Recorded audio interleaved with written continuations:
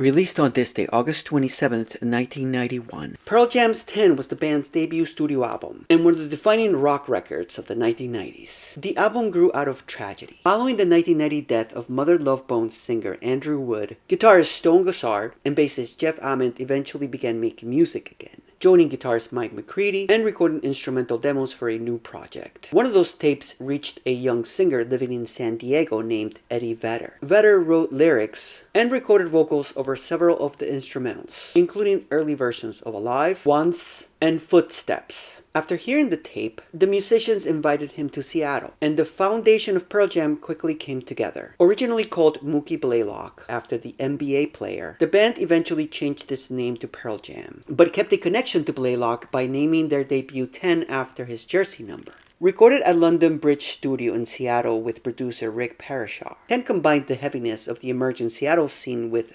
classic rock, punk, and the blues-influenced guitar playing of Mike McCready. At the center was Eddie Vedder's deeply emotional voice and intensely personal songwriting. Songs including Alive, Even Flow, Jeremy, Black, and Oceans dealt with subjects including family, isolation, identity, trauma, and loss, giving the album an emotional weight that distinguished Pearl Jam from many of their contemporaries. When it was released, 10 wasn't an immediate success, but as alternative rock exploded into the mainstream, the album steadily found an enormous audience. The Mark Pellington directed video for Jeremy became an MTV sensation, winning 4 MTV Music Awards, including Video of the Year. But when the label later wanted a video for Black, Pearl Jam refused, believing the song was too personal. A decision that reflected the band's growing discomfort with the machinery of commercial success. 10 eventually reached number 2 on the Billboard 200 and went on to sell more than 13 million copies in the United States alone. What began as a band emerging from the grief surrounding the end of Mother Love Bone became one of the biggest debut albums in rock and roll history. 10 remains Pearl Jam's most commercially successful album and a landmark of the alternative rock explosion of the early 1990s. What's your favorite track?